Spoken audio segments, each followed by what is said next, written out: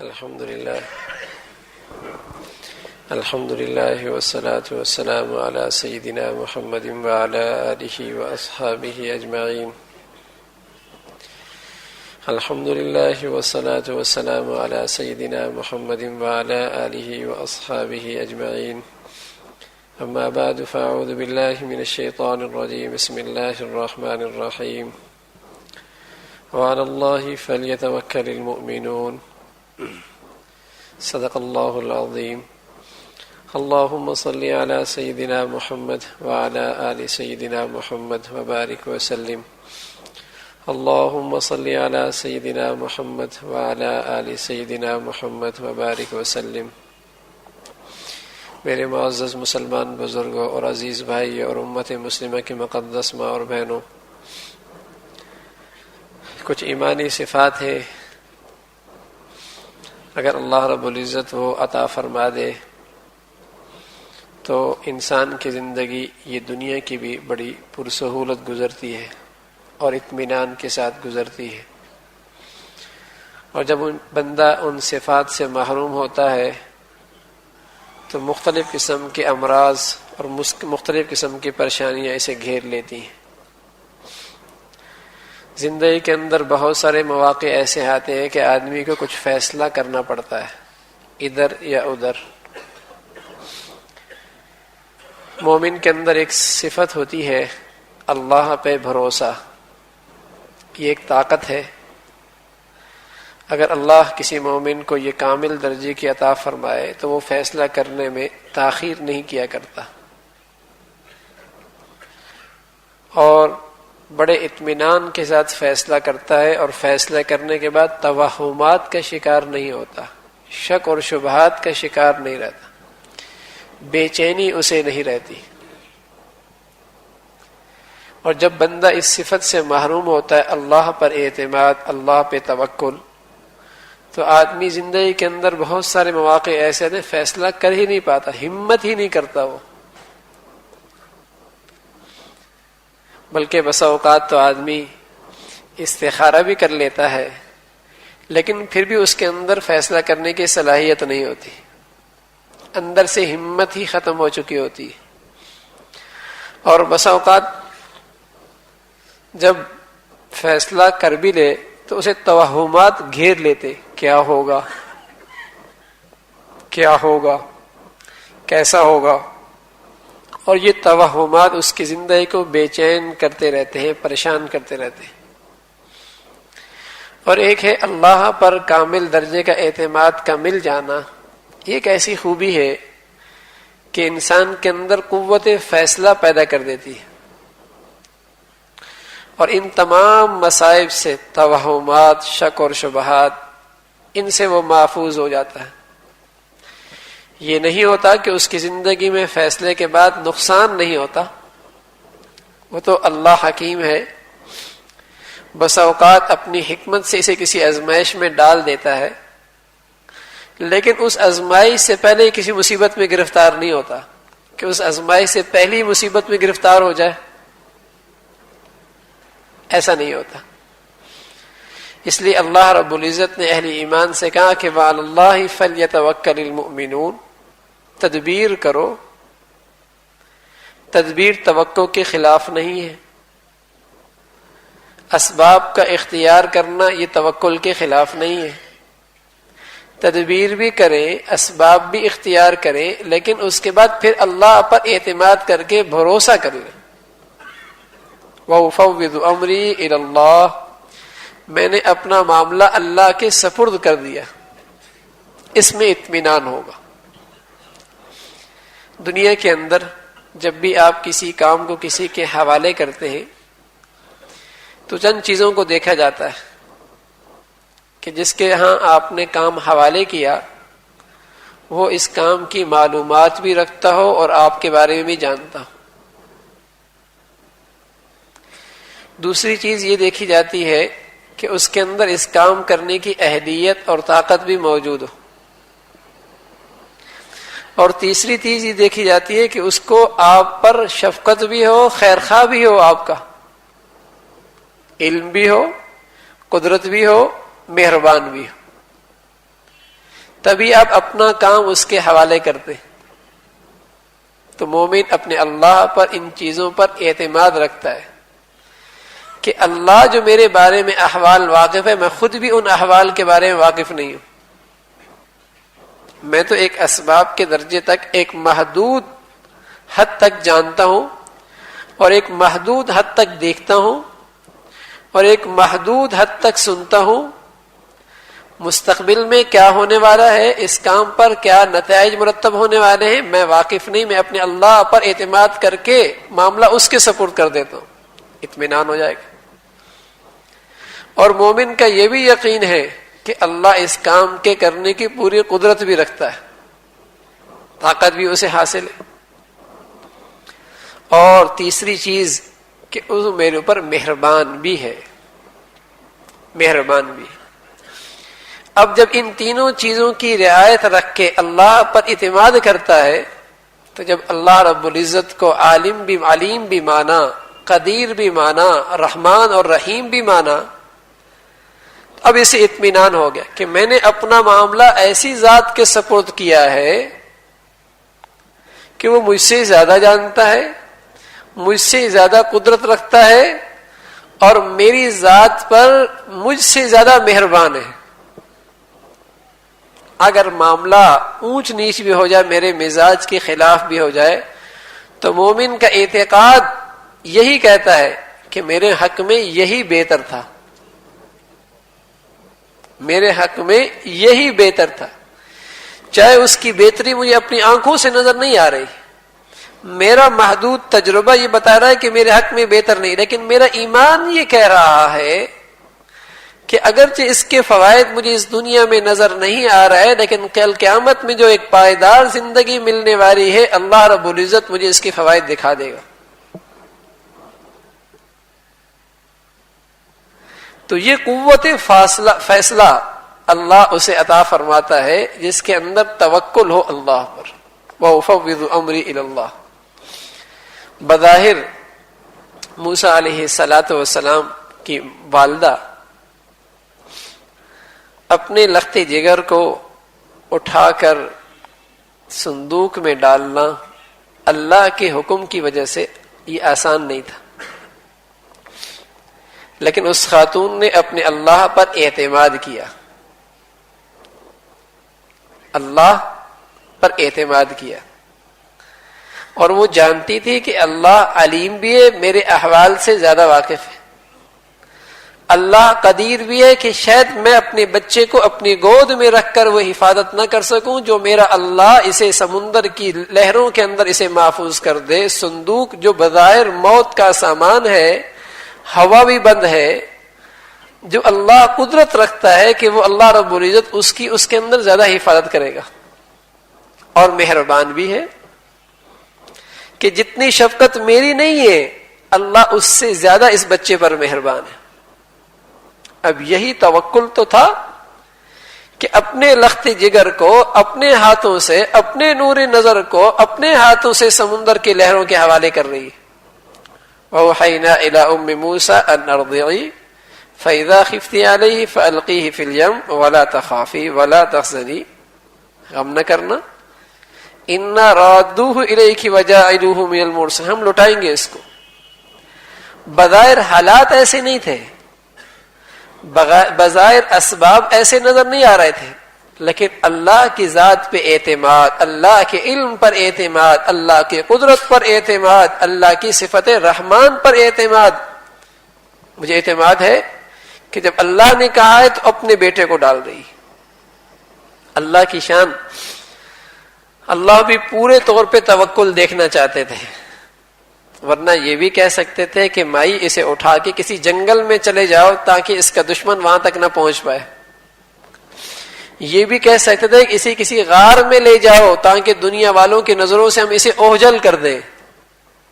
لیکن اللہ توکل سکھانا جا رہا تھا کہ اسے صندوق میں ڈالو. صندوق کے اندر خدا ہوا کا بند ہونا اور موت کا سامان ہے. پھر اس صندوق کو بھی لہروں میں ڈال دو. سمندر کی لہریں خود موت کا سامان ہے. سبحان اللہ. پھر اللہ چاہتا تو ان لہروں کو حکم دیتا کہ یہ لہریں ایسی جگہ اسے بچے کو لے جاتی جہاں تک دشمن کی رسائی نہیں ہوتی، لیکن اللہ نے بھی لہروں کو حکم دیا کہ فرعون کے دربار کے پاس لے جاؤ اسے، کہ تاکہ میں اپنی قدرت بھی سمجھا دوں کہ جب میرے اوپر اعتماد کیا جاتا ہے اور میری قدرت پر اعتماد ہوتا ہے تو میں موت کے منہ سے زندگی کا سامان پیدا کیا کرتا ہوں۔ وہ جو قاتل بنا بیٹھا ہے وہی اس کی تربیت اور اس کی پرورش کرے گا، وہی جس کے ہاتھوں سے بچے ذبح ہو رہے ہیں میں اسی کے ہاتھوں سے اس کے گھر میں اس کی تربیت کرواؤں گا۔ تو اللہ قدیر ہے، سچ کہہ رہا ہوں۔ اگر اللہ کی ان صفات پہ اعتماد اور یقین آ جائے تو زندگی کی بہت ساری الجھنیں حل ہو جائیں، بہت ساری الجھنیں حل ہو جائیں۔ آج مجھے اپنی جیب پر تو اعتماد اور تکیہ ہے کہ جیب میں تو بڑا مطمئن ہوتا ہوں، پیسوں پر تو اعتماد ہے، اپنے اسباب پر تو اعتماد ہے، اللہ کی قدرت پہ اعتماد نہیں رہا، اللہ کی طاقت پہ اعتماد نہیں رہا۔ وَأَجْمِلُوا فِي الطَّلَبِ فَتَوَكَّلُوا عَلَى اللَّهِ۔ یاد رکھو جب بھی کوئی طلب کرو، کوئی چیز، کوئی تجارت، کوئی مال، اچھے طریقے سے کہ اسباب ضرور اختیار کرو، لیکن اسباب کے اختیار کرنے کے بعد بھروسہ اللہ پہ کر لو، اعتماد اللہ پہ رکھو۔ ایک صحابی آئے، کہا یا رسول اللہ میں اپنی اونٹنی کو باہر ویسے ہی چھوڑ کے آ گیا۔ آپ علیہ الصلوۃ والسلام نے فرمایا عاقلھا وتوکل علی اللہ، ارے میاں اسے باندھ کے آؤ اور باندھنے کے بعد پھر بھروسہ اللہ پہ کرو کہ میرے باندھنے سے کچھ نہیں ہوتا۔ یہ بھروسہ، اس کی حیثیت بالکل ایسی ہے کہ جیسے بچہ ہوتا ہے تو اسے کسی چیز کی ضرورت ہوتی ہے، ہاتھ پاؤں تو مارتا ہے لیکن اس کو اپنے ہاتھ پاؤں پر زیادہ اعتماد نہیں ہوتا، روتا ہے، اپنی اماں کو اپنی طرف متوجہ کرتا ہے۔ اس کا اندر کا ذہن سوچ یہ کہتی ہے کہ جب تک میری اماں میری طرف متوجہ نہیں ہوگی مجھے میرا کام نہیں بنے گا۔ ہاتھ پاؤں مارتا ہے وہ اپنی حیثیت سے۔ اسی طرح مسلمان کی شان یہی ہے کہ ہاتھ پاؤں تو وہ اسباب پہ مارتا ہے لیکن اس کا اصل اعتماد یہ ہوتا ہے کرے گا وہ جو اللہ چاہے گا۔ ایک تو یہ ہے نا کہ برائے نام اللہ پہ نظر ہو اور ساری توجہ اسباب پر ہو، ساری توانائیاں اسباب پہ صرف ہو رہی ہیں، ساری توجہ وسائل پہ استعمال ہو رہی ہیں، ساری چیزیں جمع کی جا رہی ہیں کہ میرا کام بن جائے، اور ہاں اللہ پہ بھروسہ بھی کرتا ہوں، یہ نہیں، بلکہ اصل توکل یہی ہے کہ جیسے کہ چھوٹا بچہ اسے اپنی ذات اسباب پر ذرہ برابر بھی اعتماد نہیں ہوتا، اس کا اندر کی سوچ یہی کہتی ہے کہ جب تک میری اماں متوجہ نہیں ہوگی میرا کام نہیں بنے گا، میں ہاتھ مار سکتا ہوں، پاؤں مار سکتا ہوں، نہ اپنی چیز تک میری رسائی ہو سکتی ہے نہ مجھے منزل مل سکتی ہے جب تک کہ اماں متوجہ نہیں ہوگی۔ اسی طرح مومن کی شان یہی ہے کہ اسباب پر نظر اسی درجے کی ہوتی ہے، جو اس سے بن پاتا ہے چھوٹا موٹا وہ کر لیتا ہے، لیکن یہ کہتا ہے جب تک کہ اللہ کی قدرت، اللہ کی ذات میری مدد نہیں فرمائے گی میرا کام نہیں ہونا۔ اب اس کی سوچ مختلف ہوگی، طرز عمل مختلف ہوگا کہ اسباب پہ نظر، اسباب پہ محنت کم ہوگی، اللہ کو اپنی ذات کی طرف متوجہ کرنے کی محنت زیادہ ہوگی۔ دوا بھی لے گا لیکن دوا کے ساتھ اللہ کو اپنی طرف متوجہ کرنے کی زیادہ کوشش کرے گا، جیسے رسول کریم صلی اللہ علیہ وسلم نے فرمایا کہ صدقہ دو، اللہ کو متوجہ کرو، دعا کرو، اپنے اللہ کو اپنی طرف متوجہ کرو، ہاں دوا بھی لے لو، یہ بھی سنت ہے۔ دو طریقے بتائے اللہ کو اپنی طرف متوجہ کرنے کا، اور ایک طریقہ بتایا اسباب کے اختیار کرنے کا۔ وَعَلَى اللَّهِ فَلْيَتَوَكَّلِ الْمُؤْمِنُونَ، زندگی کے ہر معاملے میں اللہ پر اعتماد زیادہ ہو، اسباب کو چھوڑنا نہیں ہے لیکن تکیہ اللہ کی ذات پہ ہو کہ میرا اللہ ہی یہ کرے گا، اور یہ جس قدر اللہ کی صفت علم پر، قدرت پر، شفقت پر اعتقاد زیادہ ہوگا، اسی قدر یہ صفت بندے مومن کے اندر پیدا ہوتی چلی جائے گی.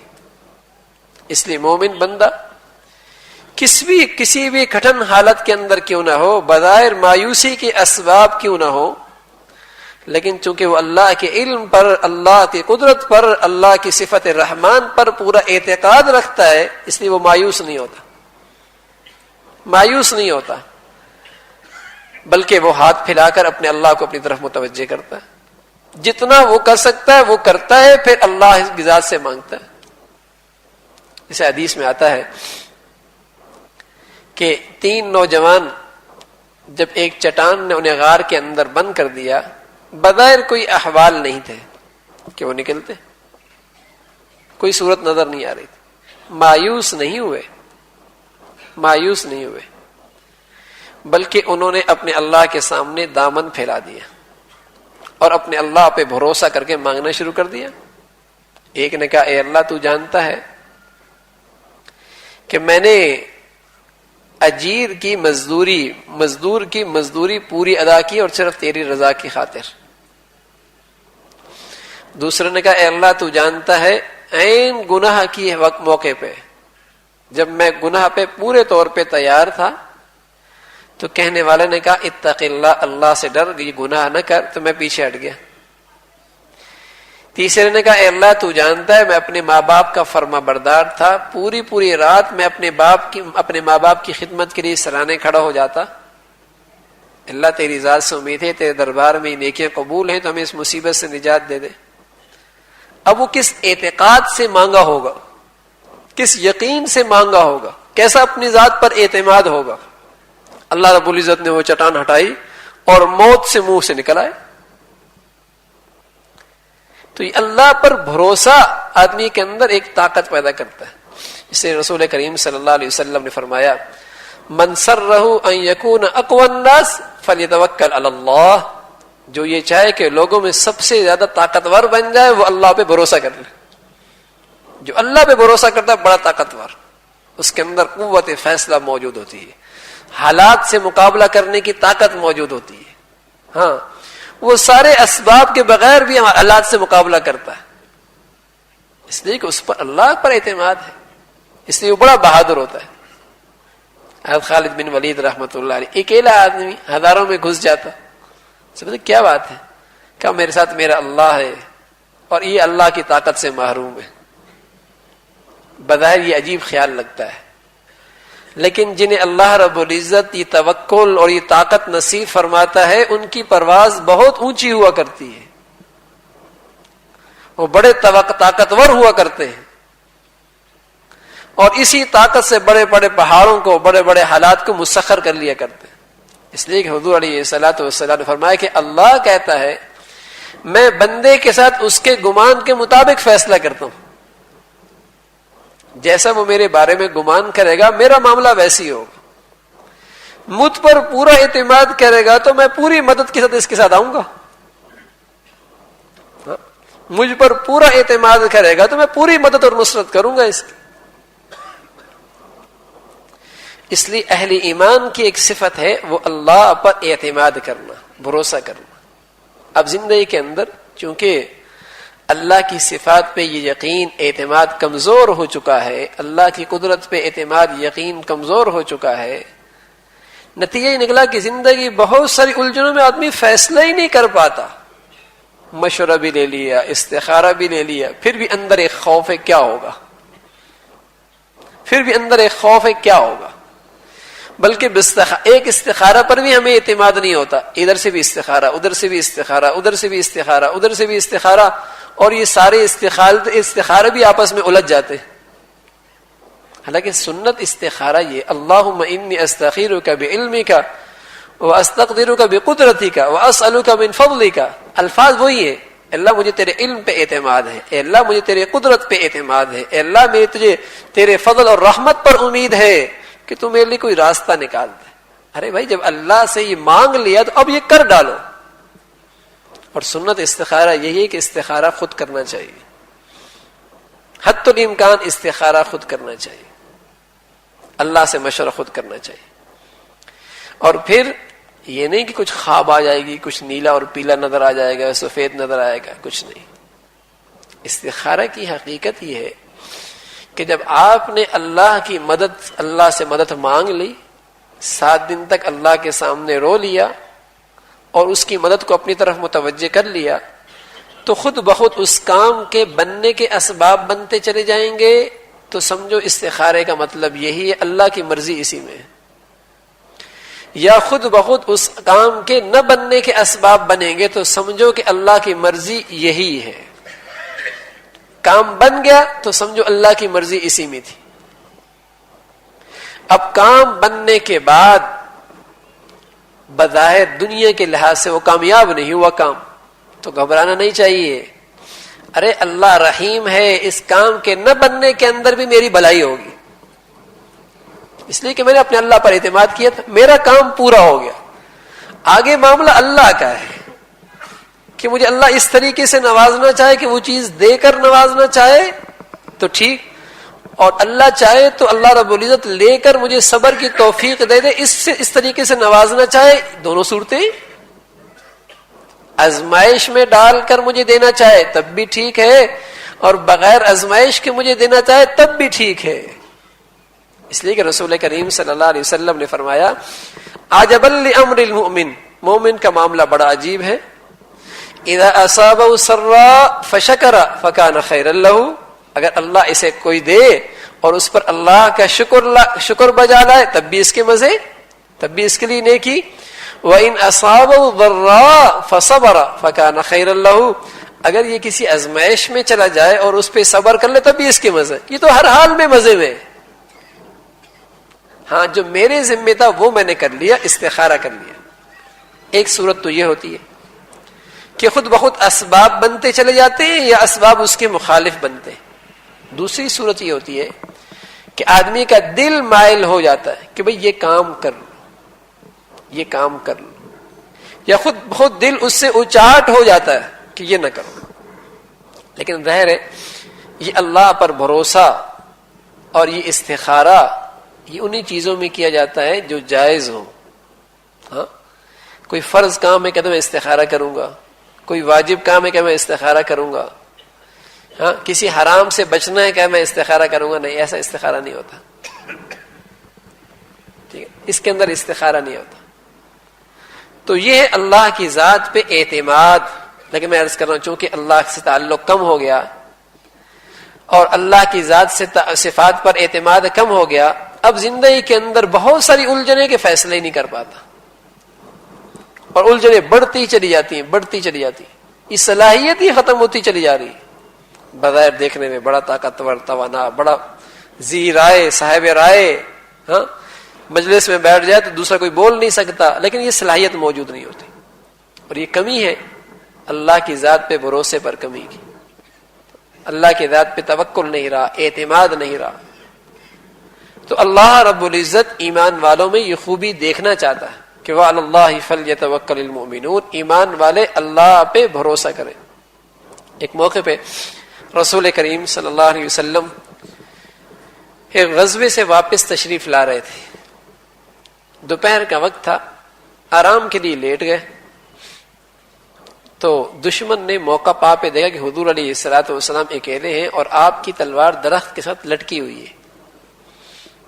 حضور علیہ الصلوۃ والسلام آرام فرما رہے تھے. اس نے موقع پا کے آ کر فوراً تلوار اٹھائی, نیام سے نکالی اور حضور علیہ الصلوۃ والسلام پر یوں تان لی. آپ علیہ الصلوۃ والسلام سے کہا, میں یمنعک منی, کون بچائے گا آپ کو مجھ سے. سبحان اللہ. حضور علیہ الصلوۃ والسلام نے کچھ ایسے انداز سے اور ایسے اعتماد سے کہا, اللہ بچائے گا, اللہ. یوں کہنا تھا کہ ہاتھ اس کے تلوار اس کے ہاتھ سے گر گئی. حضور علیہ الصلوۃ والسلام نے اٹھا لی. اب کہا, تمہیں کون بچائے گا, اب تمہیں کون بچائے گا. تو کہنے لگا, آپ بہترین لینے والے بن جائیں, یعنی مجھے معاف کر دیں. تو یہ اعتماد اور توکل ایک ایسی چیز ہے کہ دشمن پر بھی روب بیٹھ جایا کرتا ہے, دشمن پر بھی روب بیٹھ جایا کرتا ہے. تو حضور علیہ الصلوۃ والسلام نے فرمایا کہ کلمہ پڑھ لو. کہ کلمہ تو نہیں پڑھتا، لیکن آپ کے سامنے اس بات کا عہد کرتا ہوں کہ کبھی آپ کے مخالف میں آ کر آپ سے لڑوں گا نہیں، کبھی آپ کے خلاف لڑوں گا نہیں۔ تو حضور علیہ الصلوۃ والسلام نے اس کا راستہ چھوڑ دیا۔ جب وہ اپنے لوگوں کے پاس گیا تو کہا میں آپ کے پاس زمین پر بہترین انسان کے پاس سے ہو کے آ رہا ہوں۔ تو یہ اللہ کے رسول صلی اللہ علیہ وسلم نے اپنے طرز عمل سے اللہ کی ذات پر اعتماد سکھایا کہ اپنے اندر اللہ کی ذات پہ اعتماد، اللہ کرنے والا ہے، اور وہ کرنے پہ آئے پھر کوئی روک نہیں سکتا، اور نہ کرنے پہ آئے تو سارے ڈاکٹروں کو دکھا دو، ساری تدبیریں لگا لو، سارے وسائل جمع کر لو، وہ نہیں چاہے گا تو پھر کچھ نہیں ہونا۔ اس لیے آج مسلمان چونکہ اللہ سے کٹ چکا ہے، اسباب تو جمع کر رہا ہے، وسائل بھی جمع کر رہا ہے، لیکن اس رب کی رحمت کو اپنی طرف متوجہ کرنے کے لیے تیار نہیں، کام نہیں بنتے، الجھنیں بڑھتی ہیں، مسائل بڑھتے ہیں، پریشانیاں بڑھتی ہیں۔ تو اطمینان کا راستہ، زندگی کے مسائل کا حل کا راستہ اللہ سے تعلق، اس پر اعتماد ہے۔ انما المؤمنون الذين اذا ذكر الله وجلت قلوبهم واذا تليت عليهم آياته زادتهم ایمانا وعلى ربهم يتوکلون۔ آگے جا کر اللہ نے فرمایا اولئک هم المؤمنون حقا، یہ سچے پکے ایمان والے، ان میں ایک خوبی وہی ہے کہ اپنے رب پر اعتماد کرنا۔ وما من دابۃ فی الارض الا علی اللہ رزقها، زمین پر چلنے والی جتنے مخلوق ہے اس کی روزی اللہ کے ذمے، اللہ کے ذمے۔ تو جب اللہ نے اپنے ذمے یہ چیز لے لی تو اسباب اختیار کیوں، لیکن اسباب کا جو رب ہے، اسباب کا پیدا کرنے والا، اس سے تعلق زیادہ ہو، وہی ان اسباب کے اندر روزی ڈالے گا۔ ورنہ آپ دیکھیں دو دکان ایک جیسی دکانیں، ایک کے پاس لینے والے آ رہے ہیں اور ایک ایسی بیٹھا ہوا ہے، تو کوئی میٹنگ تو نہیں ہوئی کہ آپ نے اس کے پاس جانا ہے اس کے پاس نہیں جانا، اللہ اس کے دل میں ڈال رہا، اللہ ڈال رہا۔ دو کارخانے موجود ہیں، ایک کے پاس باہر آ رہا ہے دوسرے کے پاس نہیں آ رہا، کون ڈال رہا؟ اللہ اس کے دل میں ڈال رہا۔ بلکہ کون ذات ہے جو زمین کے اندر آدمی بیج ڈالے اور ایک سلیقے کے ساتھ اس بیج کو توڑے، اور پھر توڑنے کے بعد ایک جسے کہیں کہ نرم و نازک کومپل نکالے، اور کومپل نکالنے کے بعد گرم اور ٹھنڈی ہواؤں سے اس کی حفاظت کرے، اور پھر اسے پروان چڑھائے، پھر اس کے اندر دانے لگے، کون ذات ہے؟ انسان تو ایک حد تک محنت کر سکتا ہے نا، ایک حد تک اسباب اختیار کر سکتا ہے۔ ایک دو آدمیوں کو، دونوں کو ایک جیسی بیماری، ڈاکٹر نے ایک کو دوائی دی، اسے صحت مل گئی، دوسرے کو مل گئی وہ دوائی اس کے لیے نقصان دہ ثابت ہوئی۔ تو یہ کیا چیز ہے؟ جب بندہ دوائی کھاتا ہے تو اندر جا کر دوائی پوچھتی ہے اس کے لیے صحت کا ذریعہ بنوں یا اس کی بیماری میں اضافے کا ذریعہ بنوں۔ ایسا نہیں ہے کہ خود بخود کوئی چیز حرکت کرتی رہے، خود بخود کوئی چیز عمل کرتی رہے، وہ پوچھتی ہے کہ میں اس کے لیے مفید بنوں یا نقصان دہ بنوں۔ تو اس لیے اللہ کی ذات پر اعتماد یہ ایمان کا تقاضا ہے کہ بندہ اپنی زندگی میں اللہ کی ذات پر اعتماد کرے، اور اللہ کی ذات پر، صفات پر یقین ہو کہ اللہ علیم ہے، وہ مجھ سے زیادہ جانتا ہے، وہ قدیر ہے، جب میں نے اس پر اعتماد کیا ہے تو میرا کام بنائے گا۔ اور میرا عزیزو، جب اعتماد کیا کریں اللہ کی ذات پر تو پورے یقین کے ساتھ کیا کریں، پورے یقین کے ساتھ، اس لیے کہ اللہ کا معاملہ اسی کے ساتھ ہے کہ جس قدر اعتماد کرے گا یقین کے ساتھ، اللہ کا معاملہ بعینی ویسی ہوگا۔ اگر میرے اندر یوں ہوگا پتہ نہیں ہوگا۔ ایک صحابی آئے کہ یا رسول اللہ شہد استعمال کیا ہے، آپ نے فرمایا شفا ہے، اور میں نے یہ پیا، میں نے کہا دیکھ لوں، تجربہ کر لوں کیسے ہوتا ہے، میرے تو پیٹ چل پڑا ہے۔ اب کہہ رہے شفا ہے، فرمایا شکر کرو پیٹ چلا، اس سے بڑا نقصان کیوں نہیں ہوا، تم نے تجربہ کیوں کیا؟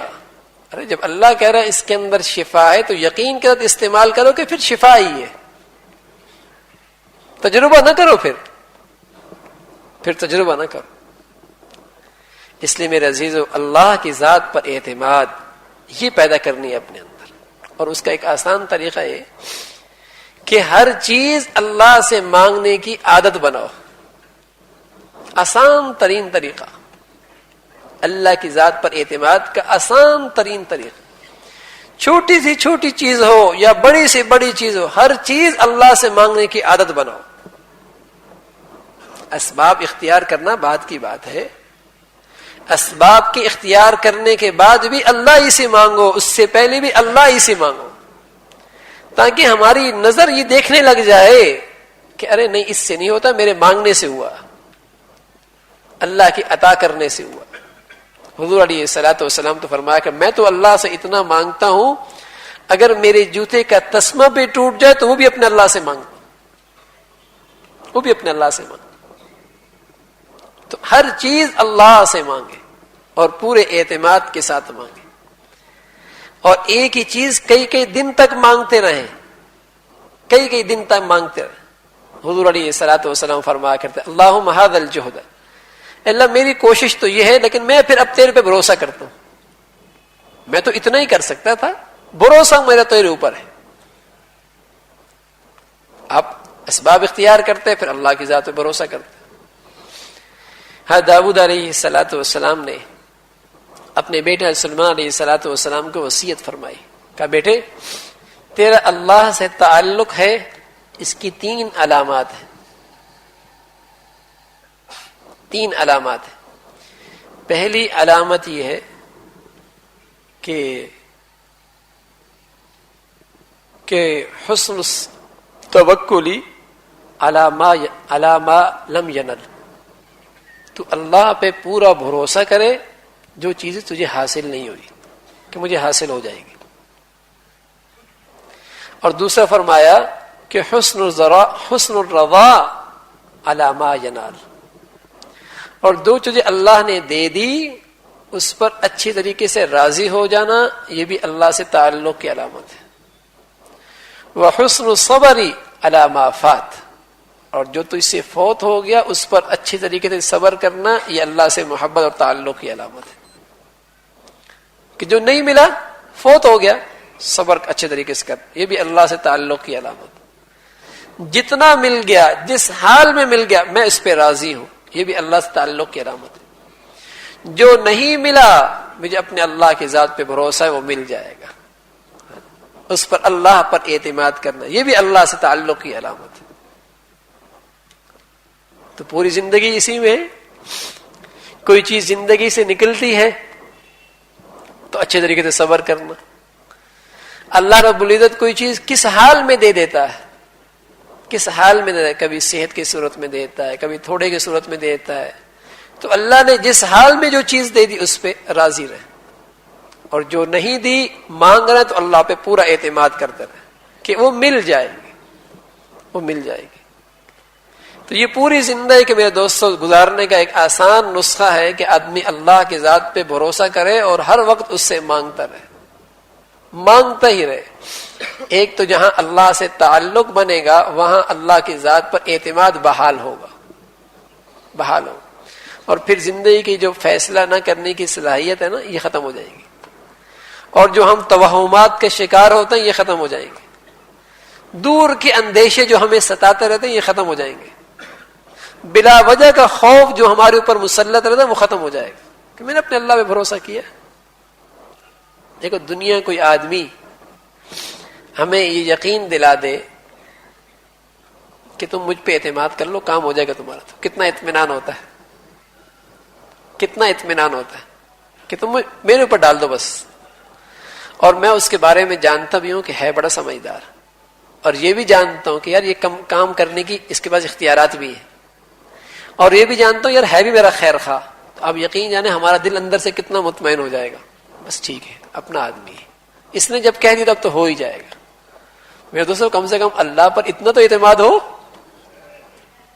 اتنا تو اعتماد ہو کہ ہمارا اندر سے دل کہے کہ ہاں اللہ کے سپورٹ کر دیا اب تو ہو ہی جائے گا. اصل میں کمی میرے طرف سے ہے, پھر شکایت ہے کہ اللہ کرتا نہیں. قال انما اشکو بثی وحزنی الی اللہ, میں اپنا سارا رونا دھونا اللہ کے سپورٹ کرتا ہوں, وہی کرے گا میرا, وہی میرا کرے گا.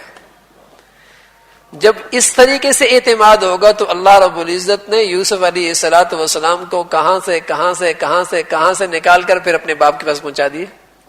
اس لیے کہ باپ نے کہہ دیا میں اس اپنے اللہ پہ بھروسہ کرتا ہوں. انما اشکو بثی وحزنی الی اللہ.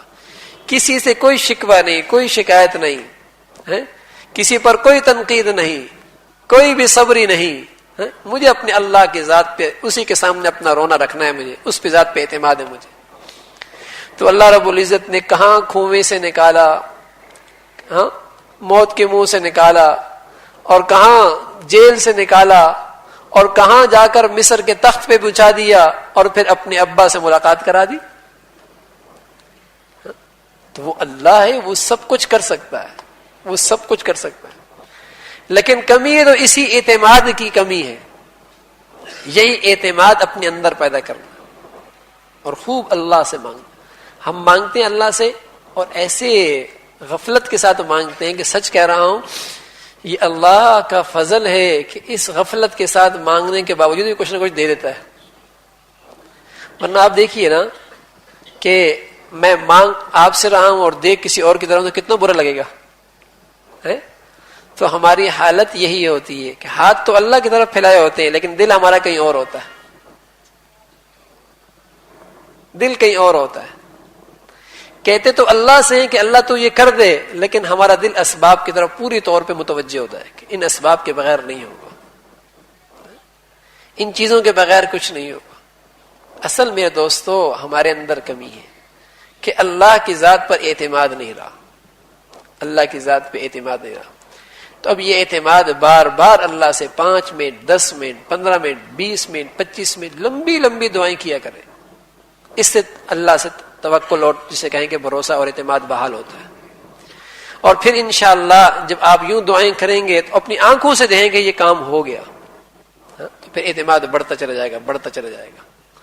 اب تک تو ہمارا ذہن یہی بنا ہوا ہے کہ نہیں بھئی اسباب ہی سے ہوتا, اگر یہ نہ ہوتا تو کیسے ہوتا, یہ نہ ہوتا تو کیا ہوتا. اللہ رب العزت نے حضرات صحابہ رضوان اللہ علیہ اجمعین کو اسی ذات پہ اسی چیز پہ ڈالا کہ کسی حال میں مایوس نہیں ہونا اور اللہ کی ذات پر اعتماد کرنا. اور وہ اللہ کی ذات پھر اپنی قدرت دکھاتی ہے. جب رسول کریم صلی اللہ علیہ وسلم دنیا سے تشریف لے گئے, آپ کا وصال ہوا, تو بظاہر حالات بڑے گھمگیر تھے کہ بہت سارے لوگ قبائل کے نئے نئے جو مسلمان ہوئے تھے وہ مرتد ہونا شروع ہو گئے. کچھ لوگوں نے زکوٰۃ کا انکار کر دیا. اندر سے یہود و نصارہ اور منافقین کو موقع ملا حالات خراب کرنے کی. باہر کا دشمن بھی ہوشیار ہو گیا, اندر کا دشمن بھی متوجہ ہو گیا. ادھر رسول کریم صلی اللہ علیہ وسلم نے جیش اسامہ تیار کر رکھا تھا. اب صدیق اکبر رضی اللہ تعالیٰ عنہ اس حال میں کیا کریں, تو اپنے اللہ پر اعتماد کر کے حضور علیہ الصلوۃ والسلام کا وہ تیار کردہ لشکر جو حضرت اسامہ رضی اللہ تعالیٰ عنہ قیادت میں تھا اسے بھیجنے کا فیصلہ کیا.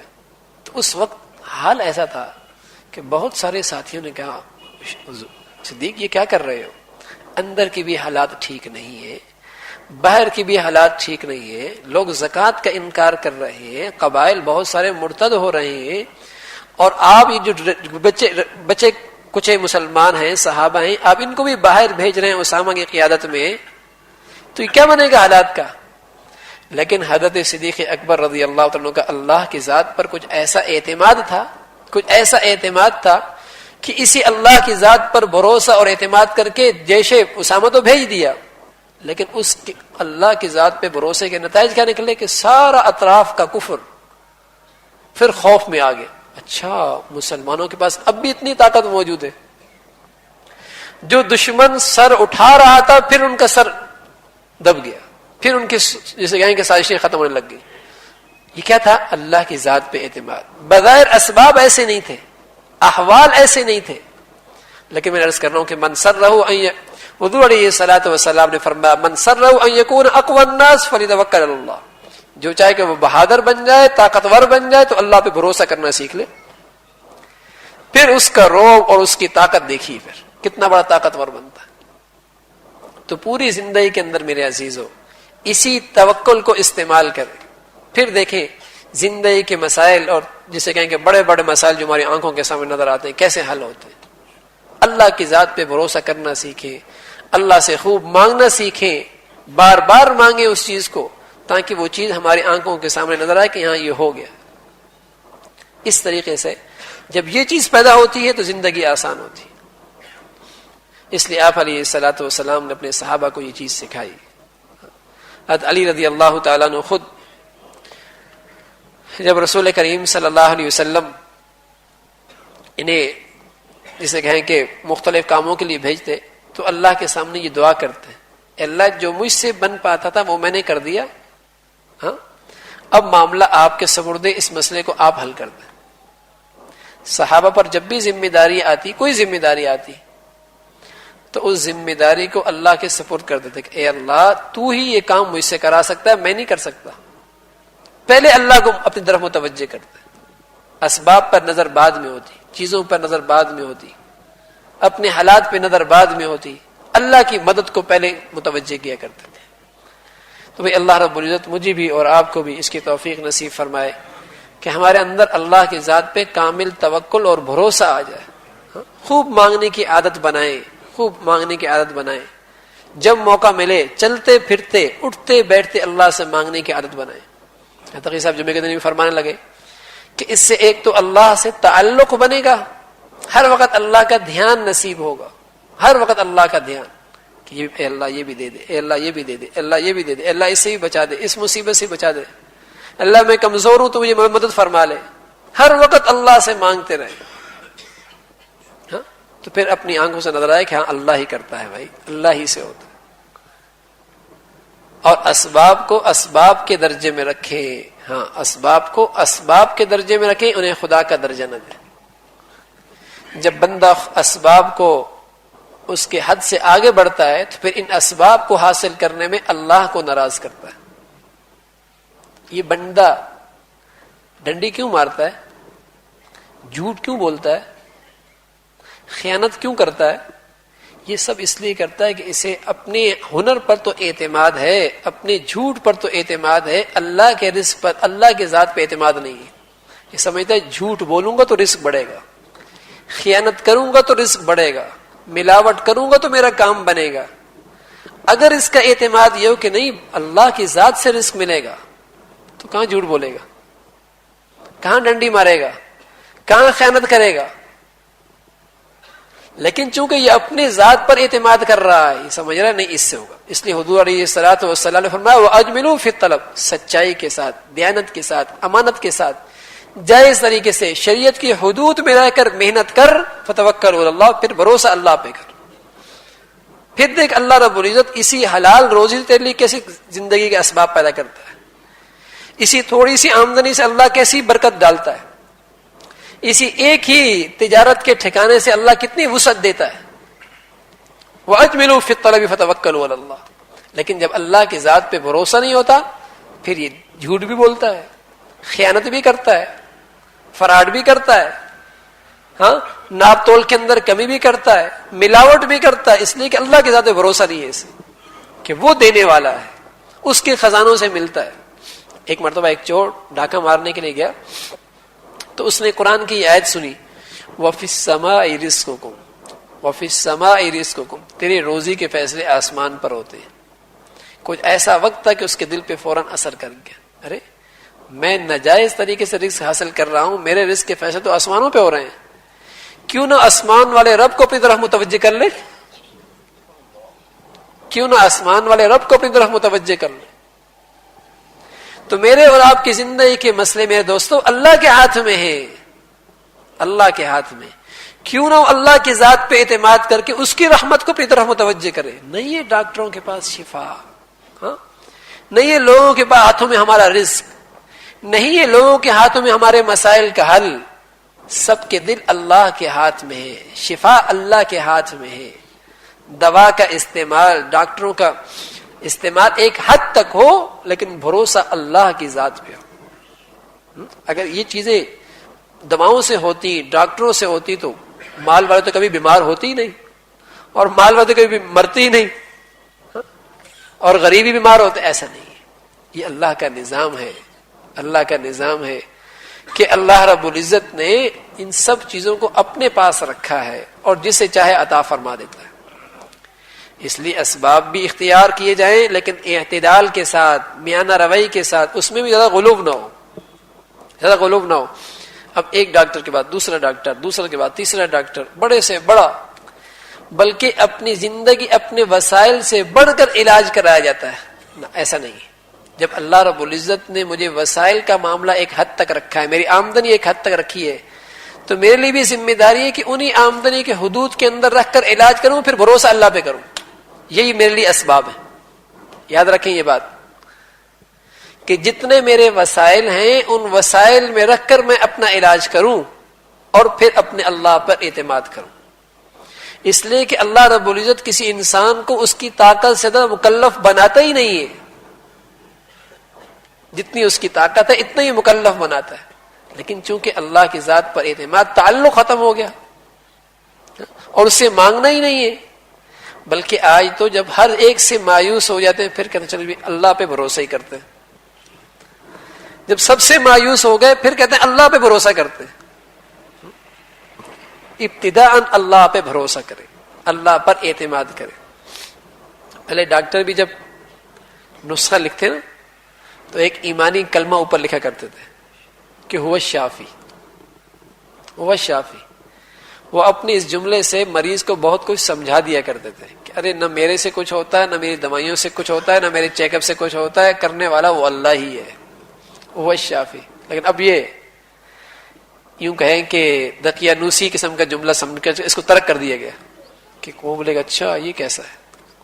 ہاں، اب اس کو عیب دار سمجھ کے اس کو کاٹ دیا گیا.